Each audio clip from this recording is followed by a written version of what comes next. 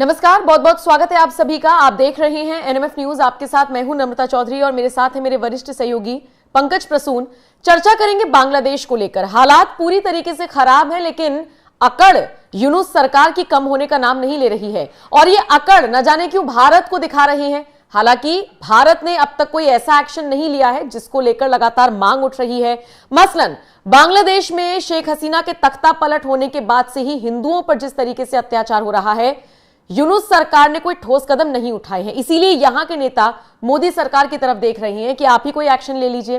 हालांकि अब तक कोई ऐसा बड़ा ऐलान नहीं किया गया है, लेकिन हां, इस बीच नरेंद्र मोदी सरकार की तरफ से या कह लीजिए भारत की तरफ से एक सेमिनार में आने के लिए बांग्लादेश को न्योता दिया गया। और सिर्फ बांग्लादेश ही नहीं बल्कि और भी ऐसे कई देश हैं जिनको इन्विटेशन भेजा गया।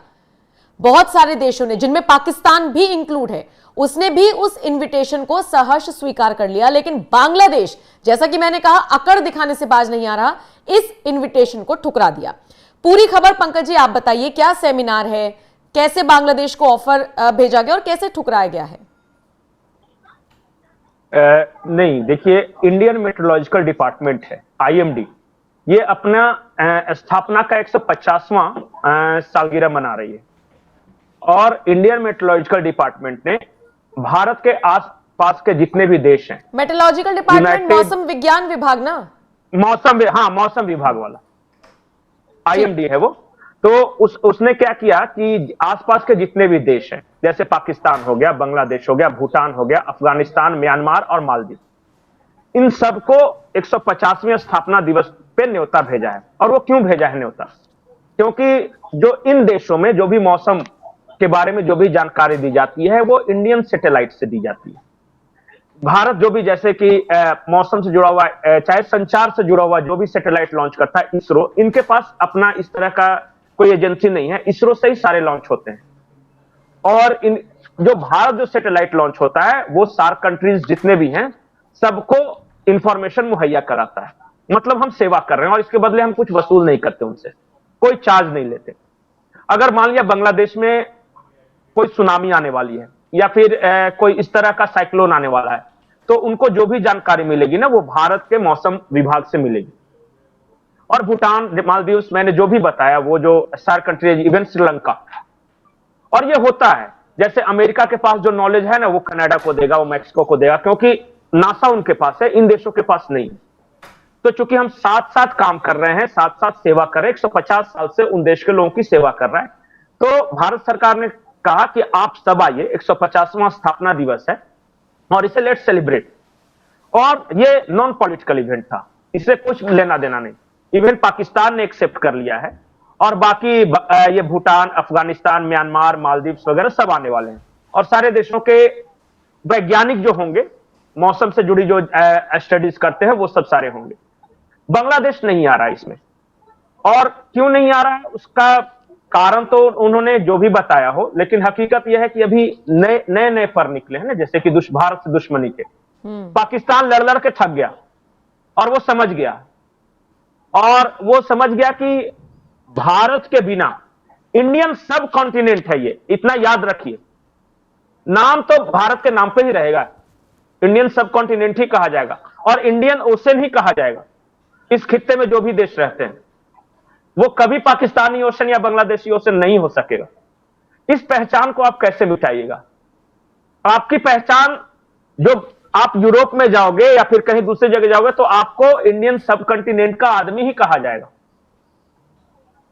और भारत, अच्छा, कल को जाके कोई मुसीबत आएगी, बांग्लादेश में बाढ़ आएगा या बांग्लादेश में तूफान आएगा या बांग्लादेश में खाने का, अच्छा, राशन इनको लेना है भारत से, इतना चावल भिजवा दीजिए, इतना आटा भिजवा दीजिए, इतना नमक भिजवा दीजिए, और जो संस्थान इनकी मदद करे वो नहीं आए। इसलिए मैंने कहा ना कि नए नए पर निकले हैं। देखिए, बेवकूफी का कोई ग्रेड थोड़ी ना होता है। नहीं, पर हवाला दे रहे हैं ना, बांग्लादेश के अधिकारी हवाला दे रहे हैं कि गैर जरूरी विदेश यात्रा पर प्रतिबंध है, इसलिए हम नहीं आ सकते, यानी वो इसे जरूरी मानकर ही नहीं चल रहे हैं। नहीं, देखिए, ये सब बहाने हैं। अच्छा, इसे मोहम्मद यूनुस को जाके पाकिस्तान के प्रधानमंत्री से मिल लेना है, वो बहुत इंपॉर्टेंट विदेश यात्रा है, ये गैर जरूरी विदेश यात्रा है। और किसने इनवाइट किया है कि आपको किसी डिफेंस से जुड़े हुए लोगों को तो इनवाइट नहीं कर रहा है, आपके पॉलिटिक्स से जुड़े हुए किसी लोग को तो इनवाइट नहीं कर रहा है। ऐसे मामलों में तो राजनीति होनी ही नहीं चाहिए, लेकिन मत आने दीजिए, नुकसान उनका है।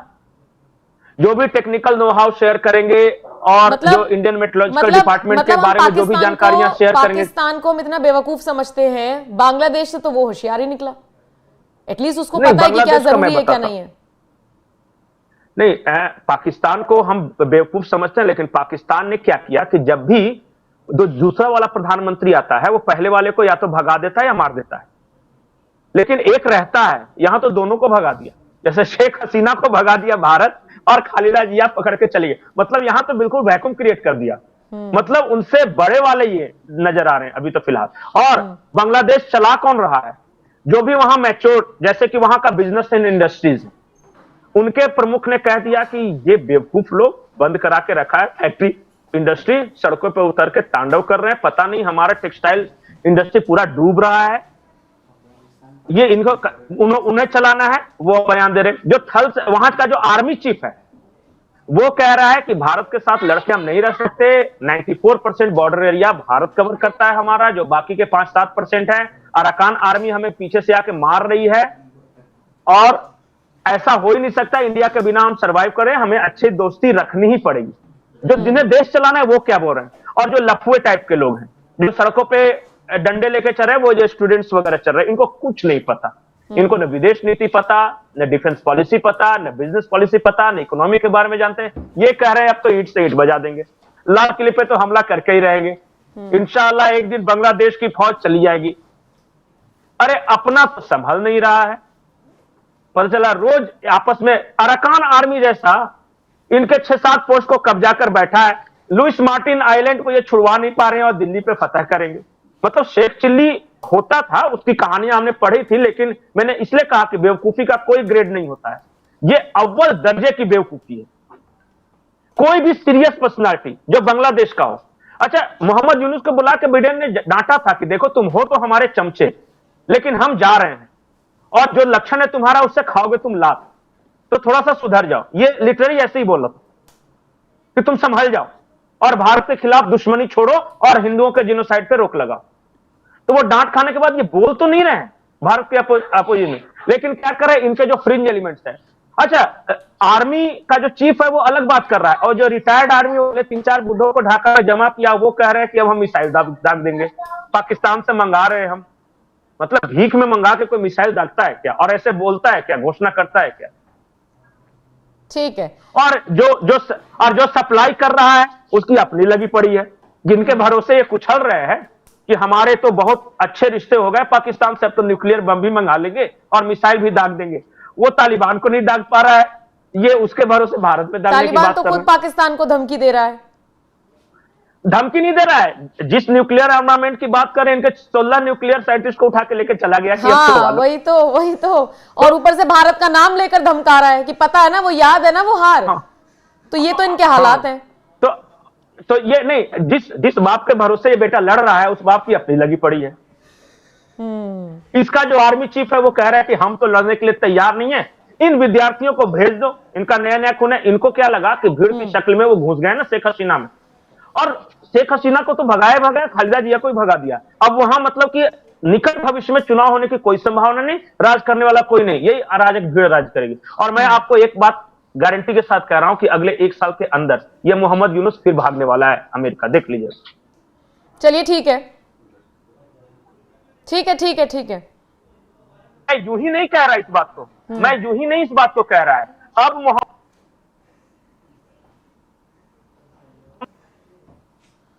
आवाज पंकज जी, हसीना, एक सेकंड। और मैं ये बात यूं ही नहीं कह रहा कि ये मोहम्मद यूनुस भागने वाला है। शेख हसीना और खालिदा जिया के भागने के बाद बांग्लादेश से इस तरह की खबर आ रही है कि मोहम्मद यूनुस के खिलाफ बहुत सारे छात्र नेता हो गए। अब कह रहे कि यार तीसरे बुढ़े अब इसको भगाना है। बांग्लादेश चलाएगा कौन किसी को नहीं पता है, और ऐसी परिस्थितियों का निर्माण होता है जब आर्मी अपने हाथ में सत्ता ले लेती है। क्या करे? ठीक है, दर्शकों के ऊपर छोड़कर जा रहे हैं इस वीडियो को। बाकी कमेंट सेक्शन में बताइएगा आपको ये वीडियो कैसा लगा। शुक्रिया पंकज जी मेरे साथ जुड़ने के लिए और इस पूरे मुद्दे पर विस्तार से अपनी राय रखने के लिए। नमस्कार।